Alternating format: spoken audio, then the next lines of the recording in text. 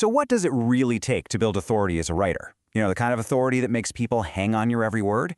Well, believe it or not, we're going to find the answer way back in the year 1785. Yeah, I know what you're thinking. A hydrogen balloon from 1785? What could that possibly teach a modern writer like you about building authority? It sounds nuts, right?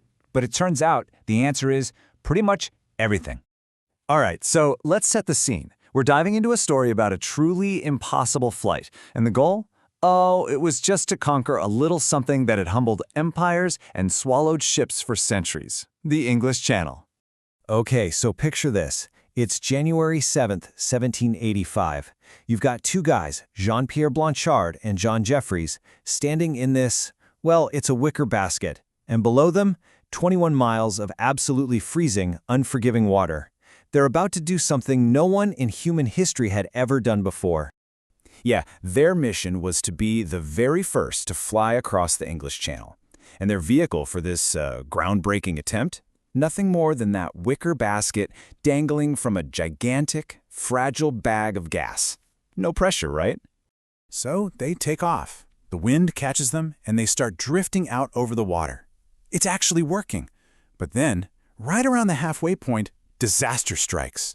The balloon starts losing altitude. It's sinking, slowly but definitely sinking towards those icy waves. You can just imagine the panic, right? They start throwing everything overboard just to lighten the load. First go the sandbags, then their supplies, their scientific gear, anything with weight. It's still not enough. They're so desperate, they even start taking off their own coats, shivering in the freezing air, and they're still going down. I mean, they're literally preparing for the end. And then, at the very last moment, something happens. It's like a miracle. A sudden thermal current.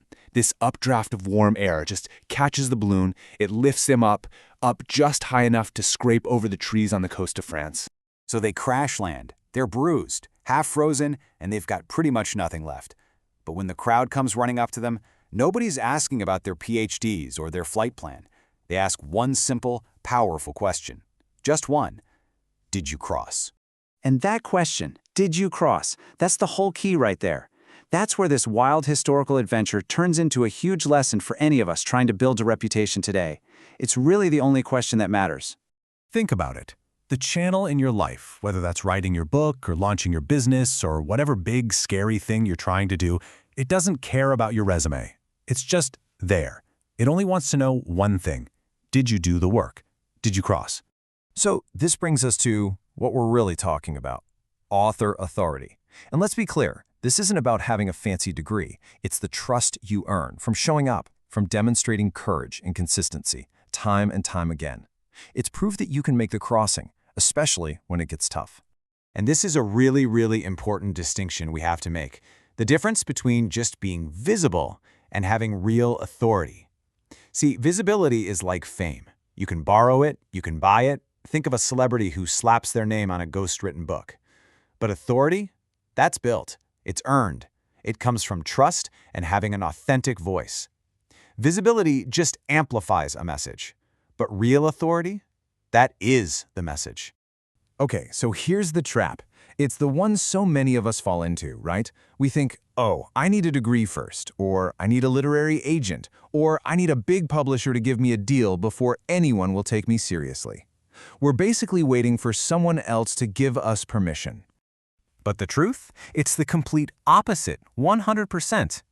Authority doesn't precede the action. Authority follows the action.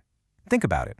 Blanchard didn't get a certificate that said Certified Channel Crosser and then go. No, he crossed the channel, and that act became his certification.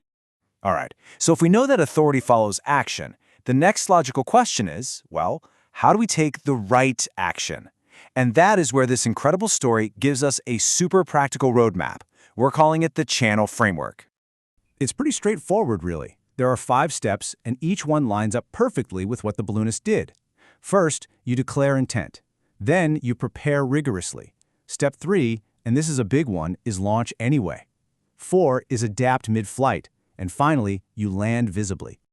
Okay, let's really break this down. Let's connect what Blanchard did directly to what you can do as a writer. Step 1, declare intent. He told the world he was going to cross. You need to state your niche and your mission loud and clear. Step 2, Prepare rigorously. He studied the weather and his gear. You do the deep, hard research to build genuine expertise. Step 3, launch anyway. This one is so crucial. He lifted off even though it was incredibly risky. You have to hit publish on that imperfect blog post or that first chapter. Just start. Step 4, adapt mid-flight. He threw everything overboard to stay in the air. You have to be willing to pivot your strategy based on the feedback you get from the real world. And finally, step 5, land visibly. He didn't just disappear, he landed in France where everyone could see him. You need to share your journey, the successes, sure, but also the failures and all the lessons you learned. Okay, so this all brings us to the most important part of this whole thing. You actually making your first crossing. How do we take this from a cool story from 1785 and turn it into your personal game plan, starting today? Here's what it could look like. First, declare your crossing.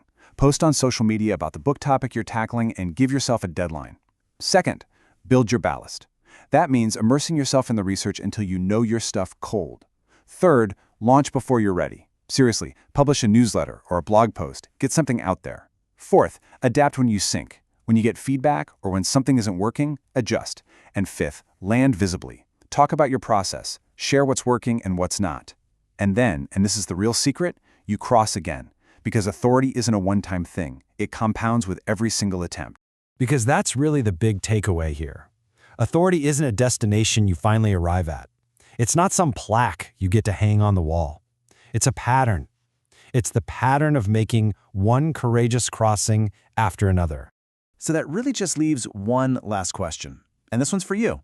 When you look at your goals, your ambitions, and maybe even the things that scare you a little, what channel are you going to cross first?